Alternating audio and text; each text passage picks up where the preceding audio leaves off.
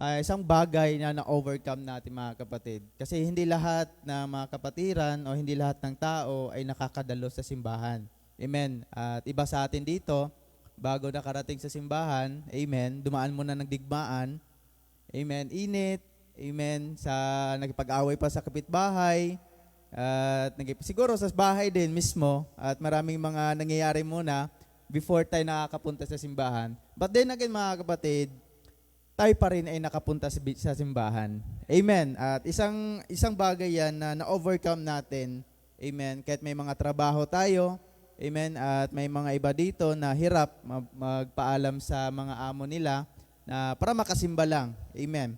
Kasi ang buhay, amen, o ang buhay natin mga kapatid, hindi tayo nabubuhay dahil lang sa pagkain, hindi tayo nabubuhay, ano ba yung mga basic ng para mabuhay ang isang tao? Amen. Food, shelter, and clothing. Right? Amen. But hindi lang doon sa tatlong bagay na mabubuhay ang tao, kundi sa salita ng Diyos. Amen. Nabubuhay ang tao dahil sa salita ng Diyos. Kapag wala ang salita ng Diyos, paano na yung buhay natin? Amen. Hallelujah. So, ako ay nagpapasalamat muli mga kapatid na mangaral sa inyo at sa oras na ito mga kapatid. Amen. Amen. Talagang kapag sinabi ng ating pastor na mangaral ka, amen, at wala ka talagang idadahilan. Amen. Kasi if you reject, na kapag nire-reject mo yung sabi ng pastor na mangaral ka, parang nire-reject mo na din yung si Lord. Right? Amen. Yan ang man of God, amen, na parang sinabi niya, tapos nireject mo, parang nireject mo na din si Lord. Amen. So, hindi tayo doon mga kapatid. So, kapag nire-reject natin si Lord, amen, hallelujah, parang patay na din tayo sa paningin ng Panginoon. Amen. Tayo din dito mga kapatid, be careful din tayo and sensitive sa mga bagay kapag meron tayong mga kausap, lalong-lalo na sa mga kapatiran, amen, or third coming, amen, alam natin mga kapatid, ang Diyos ay nandyan na sa atin. Amen. Kapag ng Diyos ay nandyan na sa atin, yung word na sinasalita noon, that is, talaga, different. Amen. Kundi, merong power yon. Amen. At hindi lang yung tao nagsasalita, kundi Diyos yun mga kapatid. Amen. At maging sensitive din tayo sa mga bagay-bagay na iyon. Amen. Hallelujah. Sabi nga ng Bible mga kapatid, amen, alam mo ba kung paano natin pasayahin ang ating Panginoon? Alam niyo ba mga kapatid? Para mapasaya natin ating Panginoon, paglikuran mo ang iyong kapatid. Sabi nga ng Bible, kung ano yung ginawa mo sa mga lingkod kong ito, yun na din ginawa mo sa akin. Amen. At isa din sa mga bagay na para mapasaya natin ating Panginoon, paglingkuran mo ang lingkod ng ating Panginoon. Palakpakan ng ating Panginoon. Amen. Kapag naging masaya ang iyong kapatid, parang pinapasaya mo na din si Lord. Kapag napasaya mo si pastor, parang pinapasaya mo na din si Lord. Amen. Kasi yun ang sabi ng ating Panginoon at sa Bible din mga kapatid. Amen. So siguro, ano bang nakasulat sa title natin dyan? Ang title ito mga kapatid, amen, United in God's Perfect Plan. Amen. So mayroong plano ang ating Panginoon. Amen. Kapag mayroong plano, ibig sabihin mga kapatid, isang bagay na tapos na. Amen. Di ba kapag magpaplano tayo, for example, business, di ba? Kapag magplano tayo, amen, sa utak natin or sa isip natin, tapos na yon. Amen. Alam na natin kung anong gagawin, alam na natin yung procedure, pagdating sa dulo, at alam na natin kung ano yung mga tatanggalin at idagdag, amen, at yung mga bagay na ayusin pa. So si Lord, amen, merong plano. Kapag merong plano, mga bagay na tapos na. Ang gagawin na lang ni Lord, i-reveal na lang to.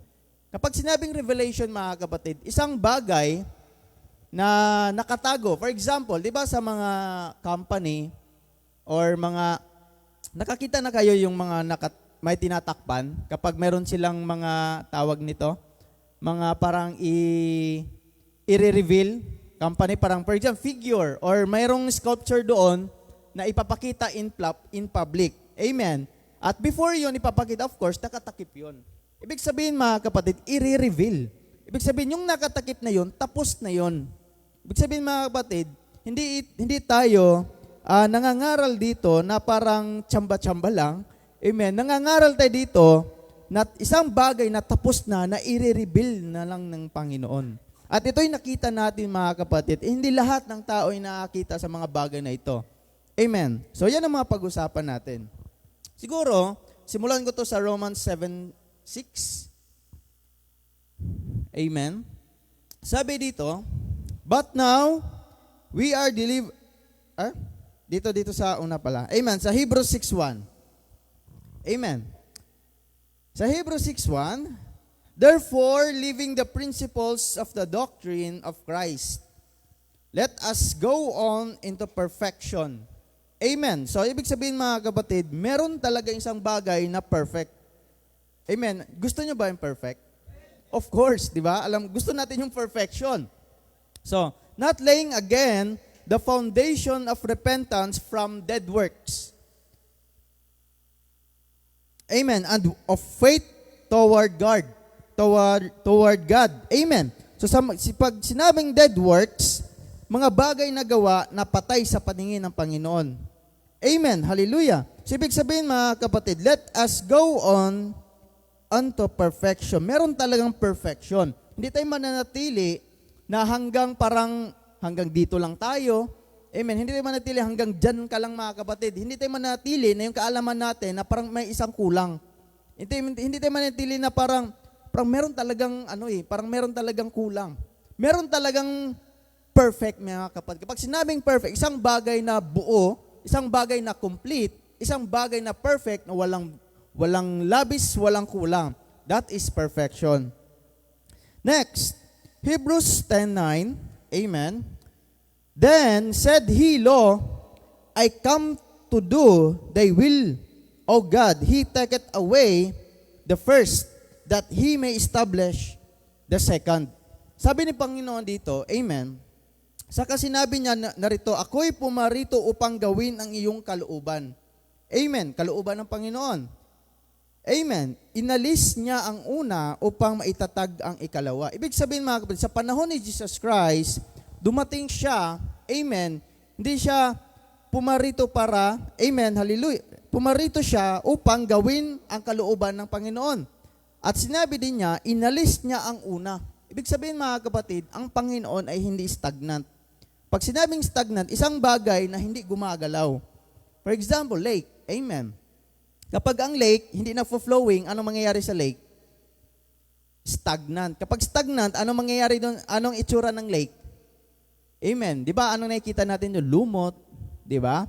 Madumi. Amen. May mga basura pa siguro konti, pero isang lake na stagnant. That is stagnant mga kapatid. Pero hindi tayo lumot at hindi tayo nalulumutan at hindi tayo stagnant. Ang Panginoon ganoon din mga kapatid. Isang bagay na hindi tinanggap ng panahon ni Jesus Christ, hindi siya tinanggap kasi doon sila na-stuck sa dating aral. Amen. Or oldness. Amen. So, next slide pa natin para mas maintindihan pa natin mga kapatid. Sabi dito, but now we are delivered from the law. Amen. That being dead. Di ba sabi dito mga kapatid doon sa unang verse, let us go in the perfection. Amen. And not laying again foundation of repentance from dead works. So sabi dito sa Romans, amen, but now we're delivered from the law that being dead.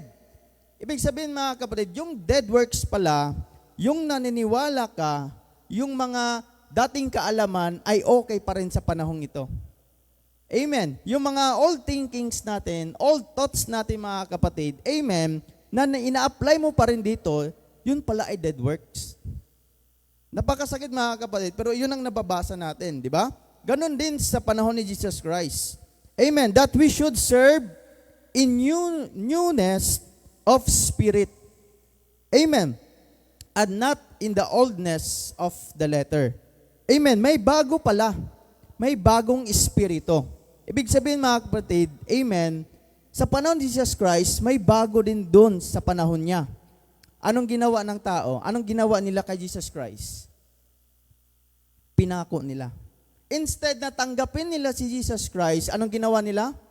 Pinako. Ibig sabihin na pinako mga kapatid, you reject nireject nila si Jesus Christ. At nangyayari yan sa panahon na ngayon. Amen. Kapag yung salita ay nireject mo, uy, bago to ah. Tapos nireject mo, parang pinako mo na din si Jesus Christ again.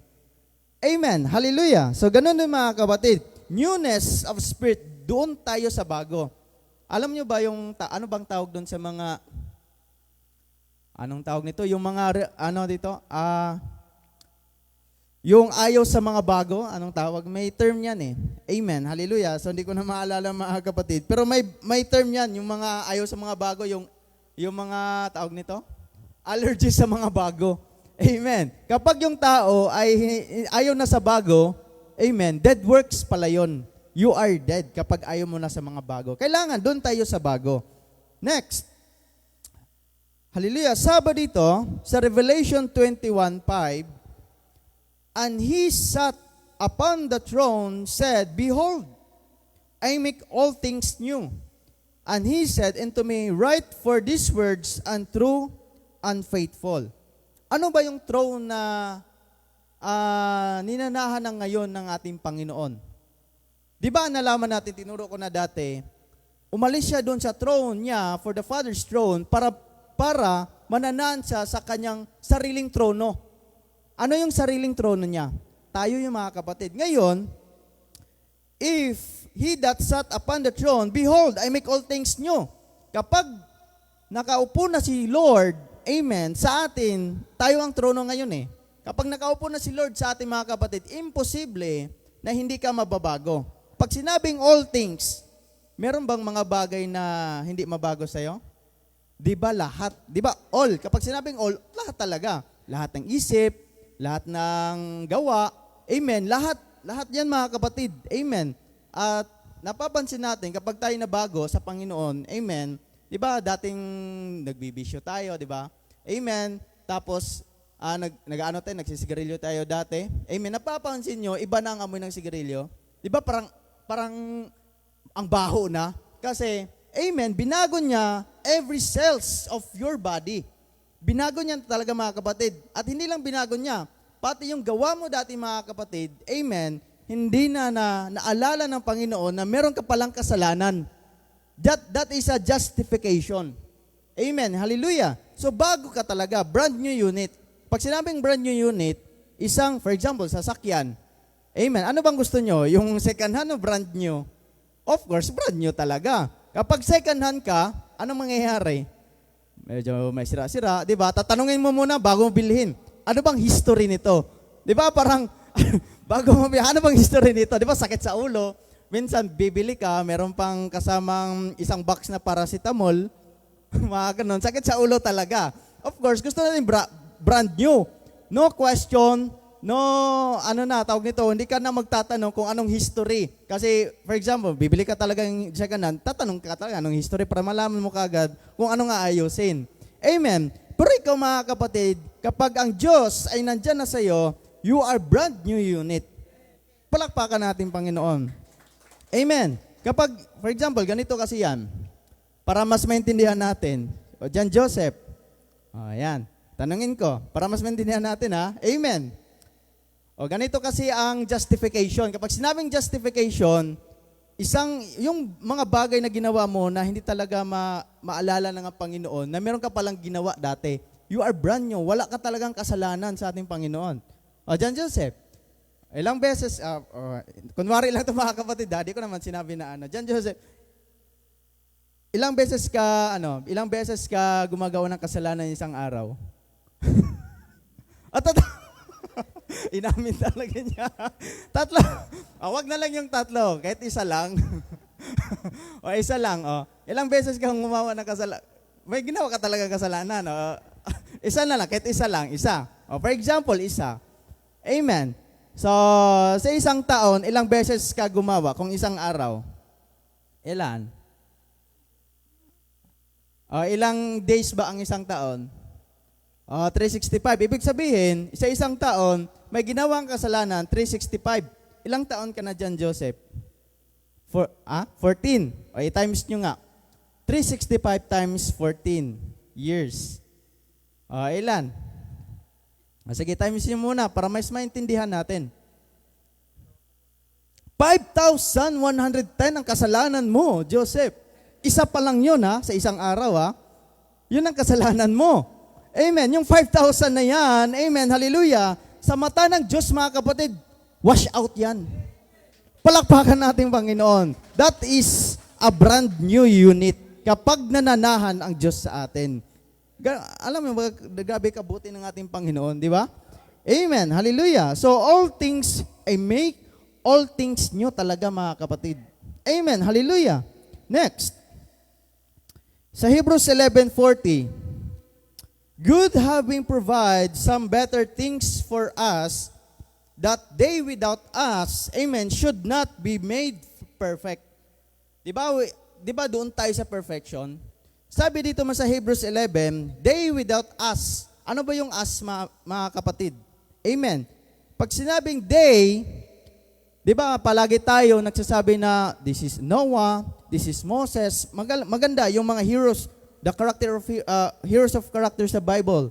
Amen. Magandang testimony. Amen. Pero sinabi sa Bible mga kapatid, yung mga tao na yun mga kapatid, that they without us, amen, not be made. Hindi talaga ma-perfect kapag wala tayo. Amen. Ano ibig sabihin nito? Ang Bible mga kapatid, amen, ang fulfillment ng Bible ay sa panahong ito. Tahimik lahat Palakpakan natin Panginoon. Amen. Ang fulfillment ng Bible ay sa panahong ito mga kapatid. Sabi nga mga kapatid, ang Bible is a type and shadow.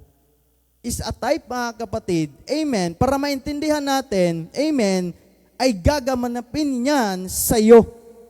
Sa buhay natin mga kapatid. Amen. Hallelujah. So, tama yun mga kapatid, they without us should not be made perfect. Amen. So, next slide. So sabi dito ni Brother Branham mga kapatid sa indictment, now, and Christ is God's provided lamp. Amen. Notice how appropriate it was now, showing that the Jerusalem was ceasing when it was in effect until that hour. The blood of the lamp was all right until that day. Amen. But now, at the crucifixion, it changes. The old system is done. Ibig sabihin mga kapatid, sa dating panahon mga kapatid, para matakpan, pangtakip lang talaga matakpan ang kasalanan ng tao, kailangan mo merong sacrifice or lamb, amen, or kornero, amen, doon sa tabernakulo, at merong high priest, only the high priest can enter that tabernacle. Amen. At kung merong makapasok na iba doon, patay yun. Kasi na doon ang presensya ng ating Panginoon. Only the high priest lang. Amen. Yung high priest din na yun, meron siya mga nakasabit sa katawan niya na tumutunog. Amen. Ang ginagawa ng high priest kasi, amen, doon sa Holy of Holiest, amen, niwisik-wisik niya yung dugo doon. Amen. Doon sa sacrificial lamb. Amen. Para matakpan ng buong kasalanan ng buong bansa. Amen. Annual yun mga kapatid. Palaging ginagawa yun every year. Yun ang ginagawa nila, pangtakip lang. After nun, pwede na silang gumawa ng mga kahit ano. Amen. Gawa ng kasalanan. Tapos every year naman, pangtakip na naman. Ganon yung mga kapatid. Sabi dito ni Brother Branham, until that hour, the blood of the lamb was all right until then. Okay pa yun mga kapatid. But, now at the crucifixion is changes. Yung pinako si Jesus Christ sa cross, mga kapatid. Amen. Hallelujah. The old system is done. Sabi ng mga Bible, behold, amen. Hallelujah. The perfect lamb that taketh away the sins of the world. Sino yun? Si Jesus Christ. Wala nang worthy, amen, na pwedeng ipako sa cross like Jesus Christ. Kasi ang dugo ni Jesus Christ is pure at walang kasalanan. Amen. Kasi lahat ng dumaan sa sex, mga kapatid, o dumaan sa pupunan ng isang tao sa babae, mga kapatid, ay merong kasalanan. Si Jesus Christ, iba ang pagkagawa sa Kanya. Amen. Hallelujah. At ito ay galing spoken word. An word made flesh. Ganun yung mga kapatid. At doon nagbumuo, amen, doon sa tiyan ni Mary. Iba si Jesus Christ sa atin. That's why He is perfect Lamb para mawala talaga mga kapatid. Hindi pang takip, pero mawala ang kasalanan sa buong mundo. Ganun yun mga kapatid. Sabi dito, it was all right until that day, but now at the crucifixion changes, the old system is done. But meron pa rin mga tao na ginagawa pa rin to. May mga ibang tao pa rin na parang nanatili sa nakaraan, nanatili sa tradition, nanatili sa mga old system, at patay na yan sa ating Panginoon. But tayo mga kapatid, iba tayo at we are different at bago ang mensahe natin ngayon. Palakpakan natin Panginoon. Amen. Hallelujah. So ganun yung sinabi ni Brother Branham. Next. Sabi dito, another, the indictment. Amen. God be blessed for seeing this wonderful heavenly light in this last day, because the churches is doing the same thing today. Kung anong ginawa nila, amen, dati, parang same pa rin ang ginawa sa mga churches pa rin, old system pa rin. Amen. Parang same doctrine, amen, same message, amen, walang bago. 'Di ba sometimes, parang minsan, kapag manarinig yung mga mensahe natin, 'di ba nasasabi nila, uy, bago to ah. Uy, kakaiba. You are blessed. Amen. Maging masaya ka mga kapatid kasi bago at different ka mga kapatid. Until the hour, sabi dito, until the hour that organization religion is condemned and proved to be sacrificing Christ's word. Ganon din mga kapatid. Instead, amen, hallelujah, tanggapin nila si Jesus Christ, but they are sacrificing or crucify God in this day. Kung paano nila ni-crucify si Lord in that day, ganon din sa panahon natin, amen, same na reject nila ang word. From then on comes the word, and the word only from the old Paschal lamb passed away, and Christ become our lamb, right? At the day of crucifixion, and the day that the denomination crucified the word of God and accepted a creed in the stead of the word. Amen, hallelujah. Inaccept nilang creed, yung credo, amen, dogmas and creed, doon pa rin sila mga kapatid. Instead na i-accept nila yung word, ni-reject nila, at pinako si Christ sa cross mga kapatid. That's the day the word come into full effect. Doon nagka-full effect yung pagkamatay ni Kristo sa cross. Amen. That's the being recently. Di ba, kapag isang testamento, kapag meron kang ginawang testamento, amen, hallelujah, kapag buhay ka pa, meron bang epekto yung testament na ginawa mo? Di ba wala? For example, ikaw dami mong mga ari-arian, tapos gagawa ka ng testamento para sa mga anak mo. Amen, hallelujah. Magkakaroon ba yung effect kapag buhay ka pa? No, di ba sa mga teleserye nakikita natin, amen, merong mga teleserye, di ba, na papatay nila yung ama nila para makuha kaagad yung mga mana. Kasi nga, mamamatay ang isang tao, yung mga ginawa yung testamento, amen, at pinipirma kaagad tapos mamamatay, amen. Mag-full effect yun mga kapatid kapag namatay yung gumawa. Si Christ mga kapatid, gumawa siyang testament pamamagitan ng buhay niya. Amen. Hallelujah. Yung namatay siya mga kapatid, yung testament na yon nagkaroon ng full effect. Ganon yung mga kapatid. That's why yung old system, yung pag-sacrifice ng lamb in the old system, tapos na yon. At ito ay inako ng ating Panginoon. Amen. Tubig. Amen. At palakpakan natin Panginoon mga kapatid.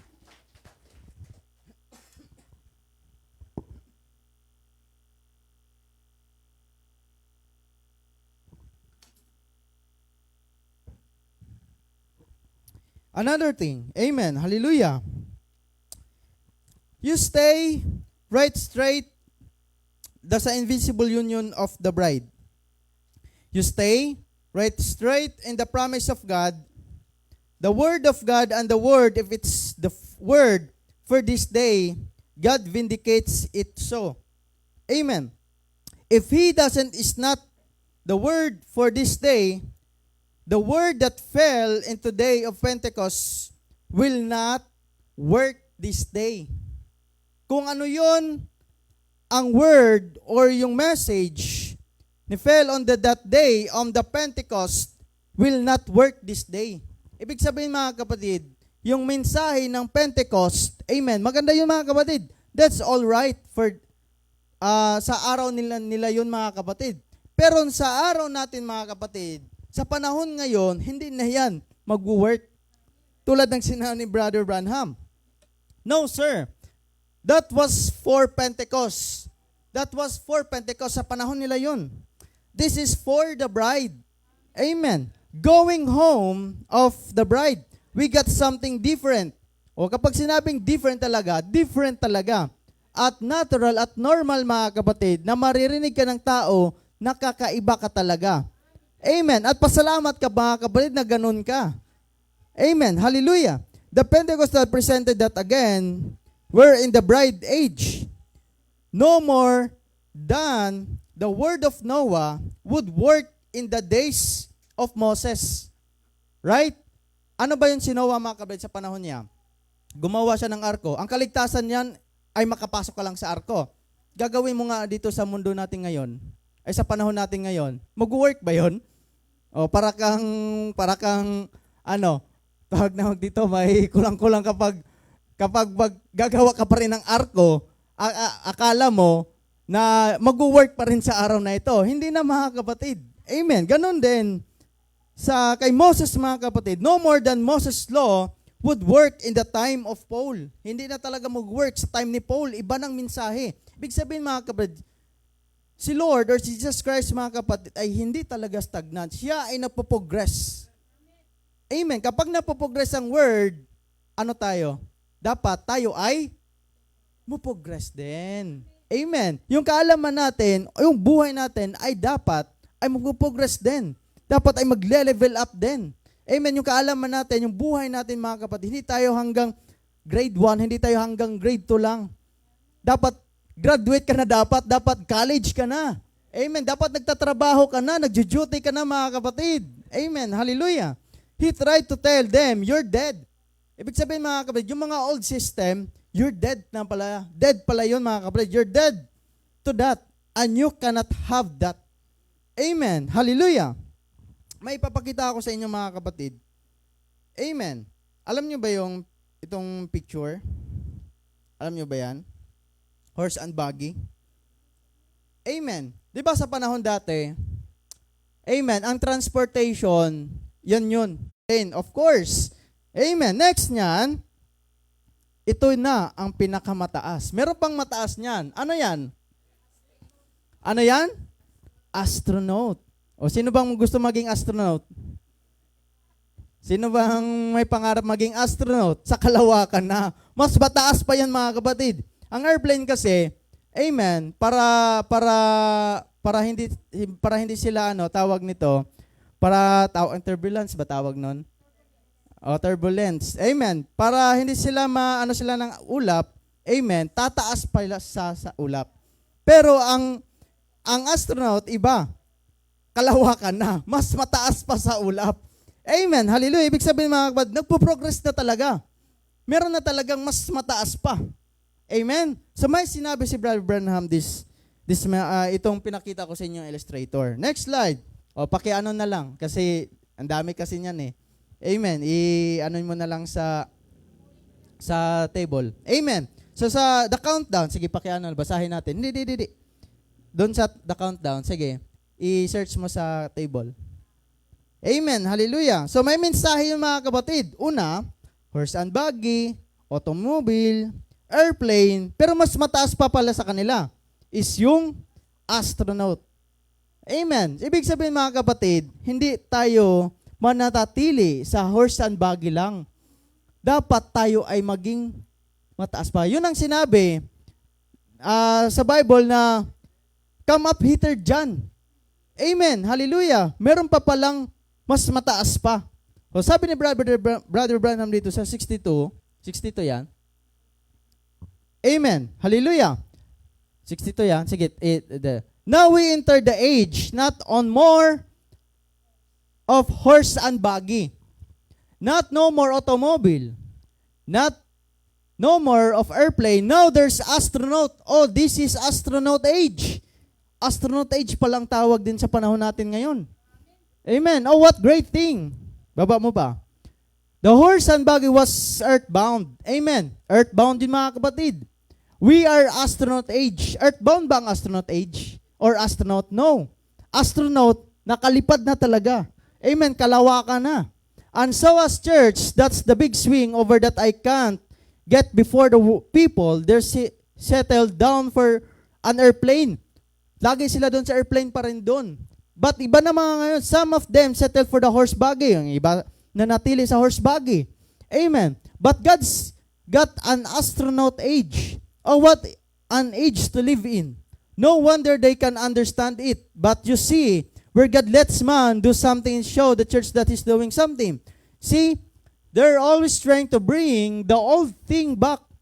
Di ba may mga churches na they are trying the old thing back. Amen. They're trying, to bring the old thing back. Amen. Yung mga bagay na mga sa old thinking or old teaching, amen, mga kapatid, ina-apply pa rin nila sa panahon ito. But iba ang mensahe natin mga kapatid. Amen. Hallelujah. And now, keep the horse and buggy sa mga old thinking, old teaching, old thoughts. Amen. It's a relic. It's history. History lang pala yun mga kapatid. Kapag yung history, in-apply mo sa buhay ngayon, ano ba yon? Ma-apply pa rin ba yon? Yung history? Amen? Makukuha mo pa rin. Of course, meron makukuha ang testimony. Pero, mga kapatid, si Jesus Christ, meron siyang ginawa sa buhay mo ngayon. Meron siyang mensahe. Amen? Na different. Like Jesus Christ, different din siya. We are different sa panahon ngayon, mga kapatid. It was alright in that day, but it's past that day. Glory, shake hands with the preacher. What's alright long time ago, but that's past now.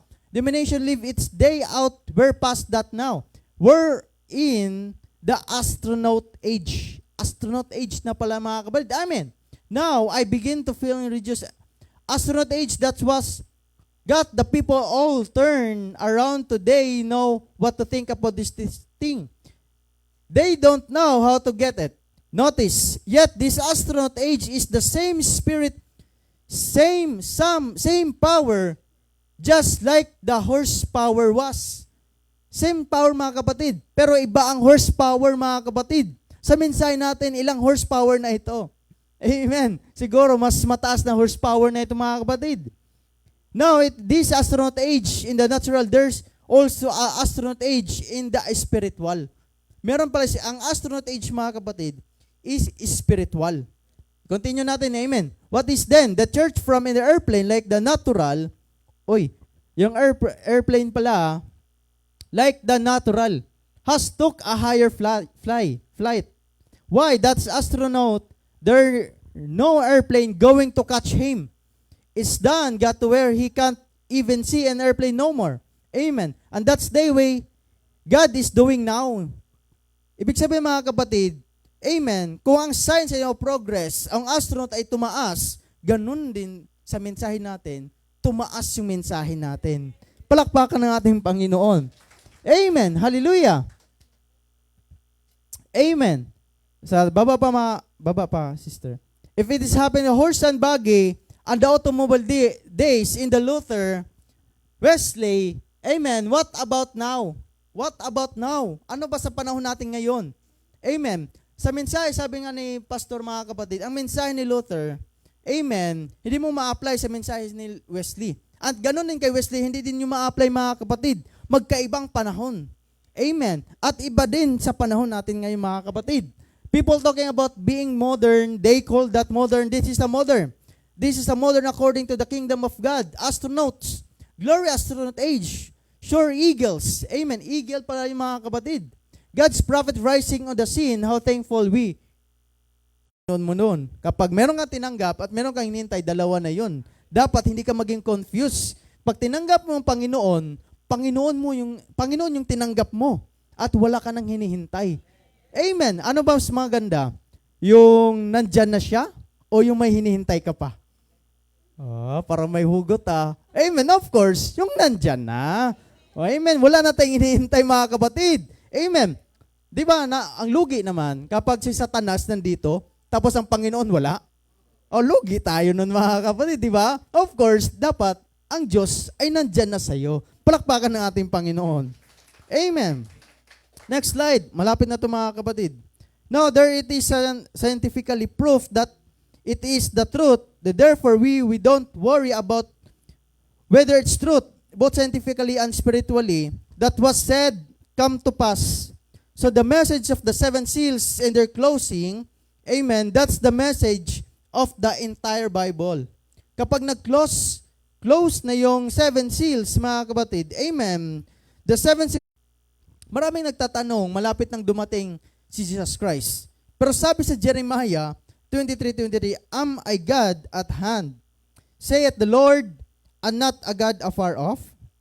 Sa 24, can any hid himself in secret place that I shall not see him? Saith the Lord, do not I fill heaven and earth? Oo naman mga kapatid, di ba? Kung umalis si Jesus Christ, kasi kapag sinabi mong amen, parating pa lang si Jesus Christ, ibig sabihin, umalis pala siya. Huwag mong sabihin na hindi siya umalis, pero may paparating.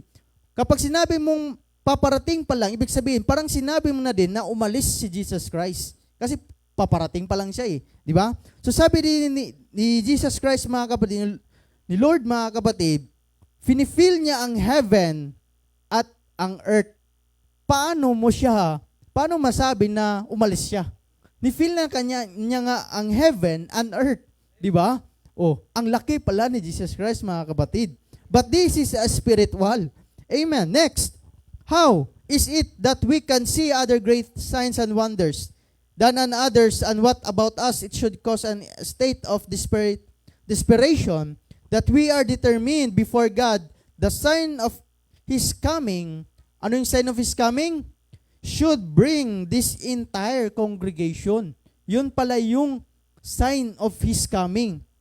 Should bring the entire congregation. Then we've read in from where the Holy Ghost or Holy Spirit has told us, go at a certain place, such and such, things will happen. Not tell us what it was, but it would happen. Amen. We got there, it happened that way. The newspaper pack it, inano natin newspaper, magazine pack it, show the picture of it, come back here and see those great mysteries hidden in the Bible. Ito na, sabi niya dito, opened up to us a new field, bago. Amen. Kapag nakarinig ka pa rin ng mga mensahe na paparating pa lang, or yung same sa mga born again, kasi parang naging general na itong born again Pero iba tayo mga kapatid. You are born again, of course, but you bear the life of Jesus Christ. Amen. Hindi ka lang born again, but you bear, amen, dala-dala mo ang buhay mismo ni Kristo. Amen. New field that we never known before, and perfectly blends into the coming of the Lord. You might take a piece of paper and burn it up. You might burn a building down. You might burn a tree down. You didn't annihilate it. Kasi sa natural po, naalala ko po dyan kasi meron kaming pwesto dyan sa Magsaysay noon. Meron kaming bigasan dyan at saka paupahan ng mga gown. Nasunog yan. Nasama yung mga gamit namin, sunog lahat. Pero, nung masunog ito, lalong gumanda. So makikita nyo na merong kung nasira man ito, mayroong babalik. Amen. Okay. So ito po ang naisabihin ng propeta. That heat in there, that fire that breaks up, that's only chemicals. Para makita po natin kung saan tayo patungo. Sa mensaheng to. Okay. Now, sabi niya, bursting. They are turning back to what they was at the beginning. Yan. So, yung pong ano ba ang original natin? Ang original natin, Adam, spoken word body. So, nagkasala ang mga tao hanggang sa panahon natin ngayon. Pero hindi po na-annihilate ang tao. Manapa, ibinalik pa nga sa original Kasi pagka nandito ka sa mensaheng ito, yung atoms, ano yung atoms ng tao? 36. Kay Satanas po yan. Pero, nagkakaroon to ng pagbabago yung atoms natin, at minsan tatalakayin ko po yung DNA of Christ. Meron pong DNA, alam nyo ba ang DNA? Kung nagdududa ka na anak mo ang isang tao, sa pamamagitan ng DNA, malalaman kung anak mo yun o hindi. 99.9%. 99.99. Pero pag hindi mo anak yun, lalabas. So makikita nyo na sa DNA, makikita kung tunay mong anak. Ngayon, kung hindi lumabas sa iyo ang DNA ni Kristo, at minsan talakayin ko po yan. Tutuloy ka lang itong basa. Sabi niya,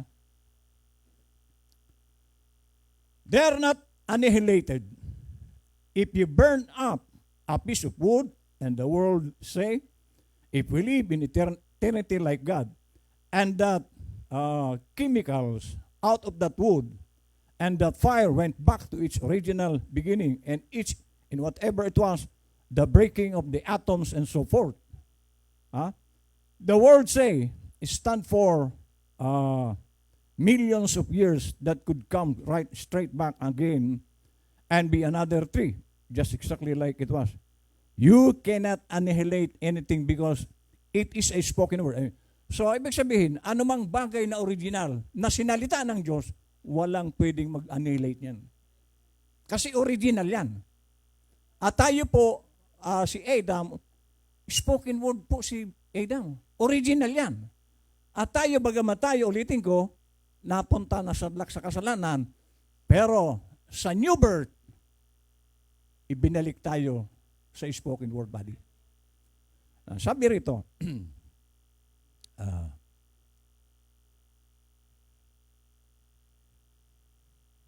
and that gets me feeling religious now. See what God says. Ito po ang maganda. Is forever stands. Mananatili ito habang panahon. See, you cannot annihilate. Bakit? We are a part of this earth. Okay. Pero, si Adam, kasi lupa si Adam eh. So, hindi daw ma-annihilate yan. Bahagi. At tayo bahagi din. Okay. Now, sabi po rito, and we can never be completely annihilated. No, sir. The soul will be annihilated. Oh. Mas ma-annihilate pa pala yung soul. Bakit? Kasi sabi ni Ezekiel, chapter 18, verse 4 yata yun. The soul that sinneth, it will die. It shall die. Yung kaluluwa na nagkasala, mawawala po yan. Ma-annihilate po yan. Pero, yung soul na galing sa Panginoon, which is, ito yung nasa atin ngayon, malabo pong ma-annihilate yan. Pakinggan nyo dito, sabi niya. The soul will be annihilated. We realize that. But, the body that will live in, anong klaseng body yon? We have another body. In. Ano sabi niya? The body that we live in, it cannot be annihilated. So eternal po tayo. Kung ikaw ay totoo. Kasi mayroon po ako ditong babasahin. Kaya nga napakaganda kung tayo po ay totoo. No? Meron pa akong ano yun dito. Bago ko balikan itong ano. Sabi po dito ng prophet sa Future Home. Remember, the Bible said, if that soul won't do as he did. May ano po dito ang propeta. Ulitin ko. Remember, the Bible said, if that soul won't do as he did, say do, kung hindi raw gagawin ng soul na yan, yung sinasabi ng Panginoon na gawin mo yan, ano po ang sabi dito ng prophet? Ulitin ko ang basa. Remember, the Bible said, if that soul won't do as he said do, he will even destroy that soul. So may mga eternal soul, may madi-destroy na soul. So hindi po lahat ng soul ay eternal. So ngayon, kaya nga lagi po nating tinuturo, maging totoo tayo. Kasi i-destroy ni Lord yung soul na hindi totoo. He will even destroy that soul. But you see, he can't destroy himself and remain God. So pag yung part of God na soul, hindi niya yung kaya. Part niya yun eh. Bahagi niya yun. Ba't niya i-destroy yun? Ang i-destroy lang dito ni Lord, yung hindi kanya. Okay. So, if that soul is of the world, it has to be destroyed. Kaya kung ang soul na yan, taga-sanlibutan, sisirain ng Diyos yan. Amen.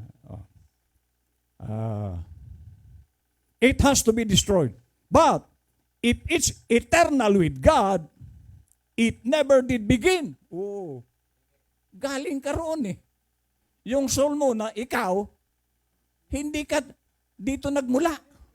Doon ka nagmula, bumaba ka lang dito, nakalimutan mo kasi bilang sanggol. Wala ka na maalala. Anong sanggol ka, anong malay mo. Pero, isang bagay ang magandang ginawa ni Lord. Nung ikaw ay nagkaedad na, narinig mo ang mensahe. At sumabay ka sa lipad ng mensahe. Sabi rito,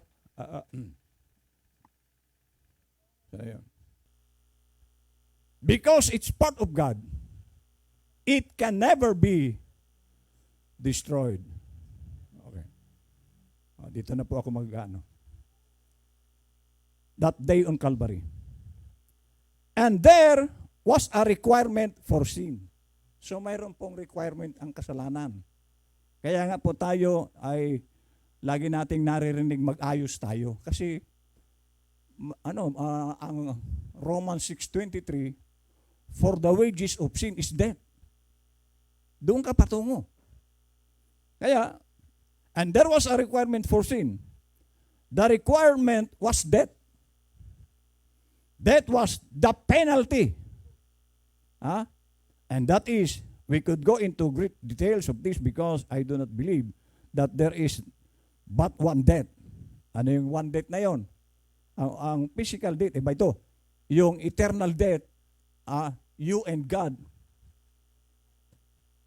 Yun po ang mabigat na death. There is one life. And I believe a man that has eternal life can never die. Ano, may kamatayan ka ba? Sa lupa, hindi naman ito ang tayo. Sabi kanina, merong, ang nabubuhay tayo, meron tayong buhay na nasa loob. Amen? There is one life, and I believe a man that has eternal life can never die. And I believe there is a complete annihilation of that soul that sins. Ayun. May complete annihilation doon sa mga patuloy na gumagawa ng kasalanan. Kasi sanlibutan po sila eh. Pag ikaw po ay taga 6 dimension, titigil ka na. Mandidiri ka sa kasalanan. Pero kung sarap na sarap ka, Brother Fidel, baka sumisindi ka pa ng Marlboro, sarap na sarap ka. Ibig sabihin, talagang taga-mundo ka. Kasi dapat mandidiri ka na dyan. Kung eternal ka, mandidiri ka na sa lupang ito. Mabuti pa siya yung aswang. Pumunta ng buwan. Sabi niya. For the Bible said, the soul that sinneth, ayun, Ezekiel po yun. The soul that sinneth, it shall surely die. Pero huwag kayong mag-alala. Nandyan na ba si Lord? Sigurado?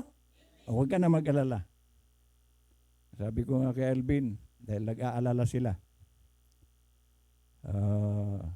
Kasi puputulin na ang kamay, puputulin pa. Sabi ko, huwag na kayo mag-alala. Kasama ni Alvin si Lord. Kaya siguro nung sabihin ko yon, panatag na kayo.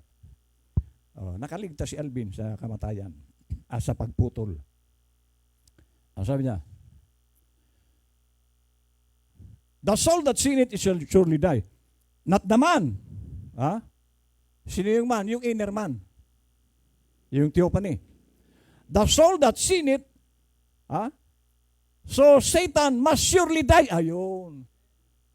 So si Satan, mga kapatid, sabi nga ni Brother Gerald kanina, si Satanas nasa lupa. Tapos sabi mo, si Lord wala. Pero wag na kayong mag-alala. Sa ngayon, nakakakilos pa si Satanas sa mundo. May araw, mawawala na po yan.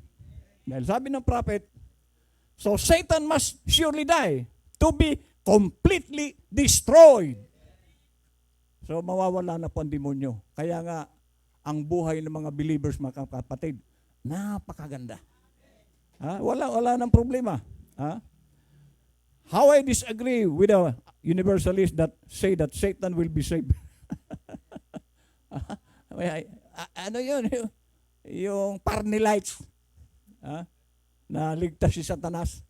Parnellites po yun. Yung mga nanonood siya, no? Minsaya ni Parnell. Sabi niya, he sinned and he's the originator of sin. And his soul sinned and he was a spirit. That spirit shall be totally annihilated to be nothing left of it. Kaya sa ngayon, ang daming ginagawa ni Satanas na pagpapahirap. Pero may araw. Kasi minsan, ang ginagawa ni Satan, walang pang tuition. Minsan, ang gapoy bulas, ang gapoy sira. Pero huwag kayong mag-alala. Tatanggalin na ni Satanas. Si Satanas. Lord. God bless.